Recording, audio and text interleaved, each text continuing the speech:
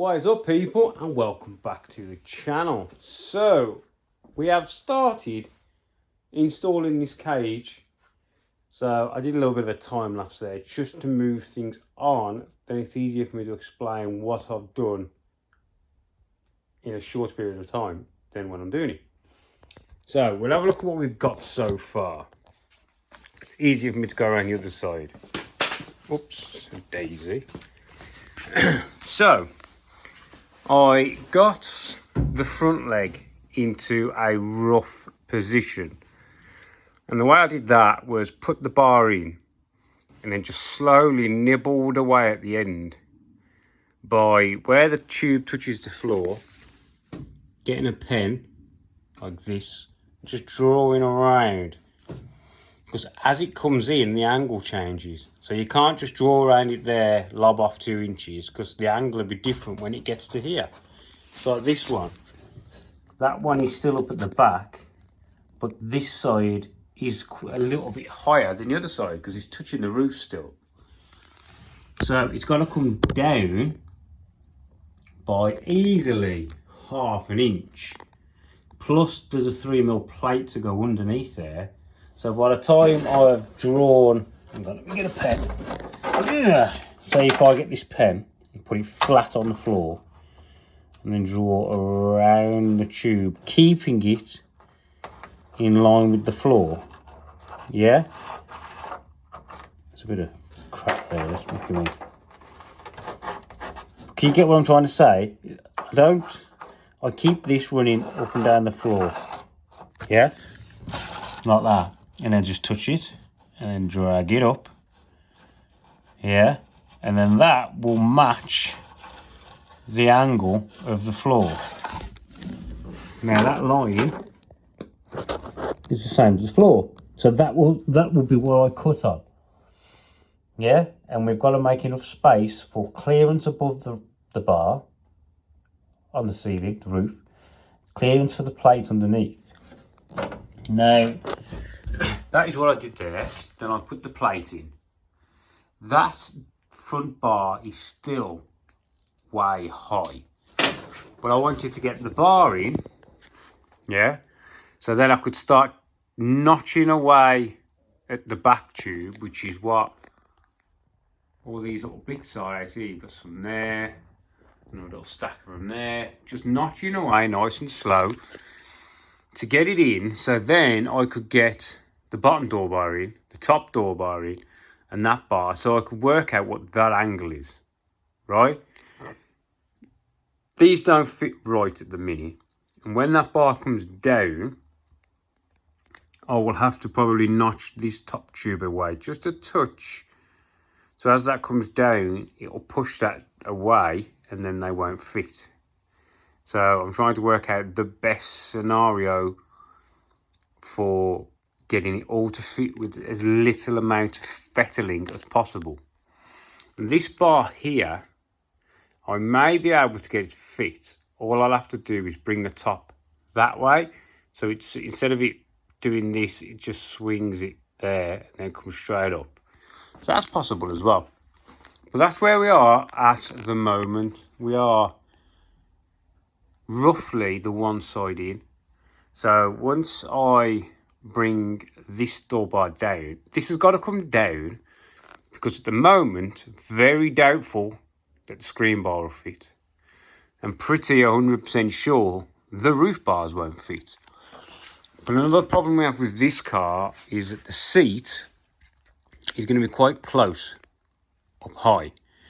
And the twin roof bars, I think, will be too close to your helmet for my liking. So we may ditch the roof bars and put a single roof bar down the middle a little bit, because this isn't going to be a race car, it's going to be a toy. A single roof bar down the middle to get optimum head height, because this, don't forget, is a Sprint. It's way short. He's a little touch taller than me, so we're going to have a bit of lean back on the seat as well. But we'll get to that when we come to it. And also, don't forget, I'm pretty sure there's a bar that goes in there. I'm pretty sure there is one this side. So those door bars have got to come up.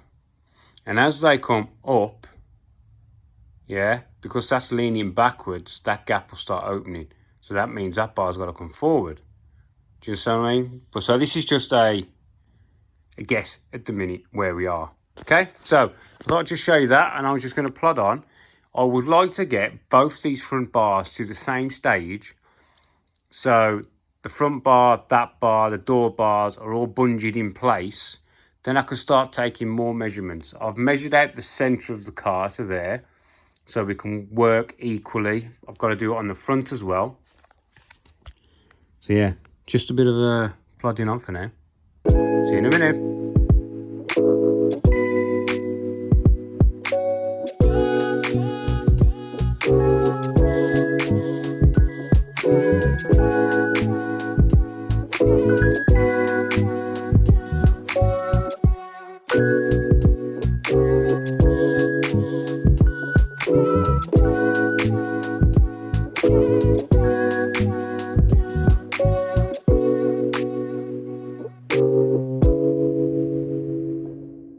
Today is a new day because me and my son decided, let's give up. So we went to Merry Hill, had a walk around Merry Hill, got some food, went to the arcades and just started doing that near enough every week now. Just gonna have some fun. So, let me show you to where we got yesterday. I started to explain geometry and stuff to my son about parallels and what happens if two things aren't parallel, and he sort of knew a lot of it from school, but it sort of works in the same way, it sort of doesn't work in the same way. So something wasn't fitting, and I was trying to get my son to work out what wasn't fitting. Because this bar and this bar aren't parallel, yeah? So I was trying to explain to him, if this bar here, we have shortened, the top section has come down, but it hasn't come straight down because of the angle of this. It's like moving down and away, which is why these didn't fit. So we had to notch the top. So then I showed him how to notch the top using an old piece of paper and a rubbing with your finger. So yeah, we got that side. He's looking quite close now.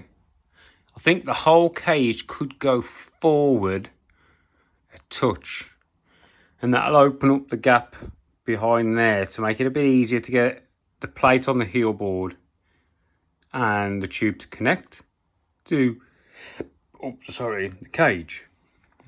But we're not far off that mock-up. So what I need to do now is strip that back out and copy this dimension now onto the other one, because we need to get this side to that stage. Then we can start looking at widths.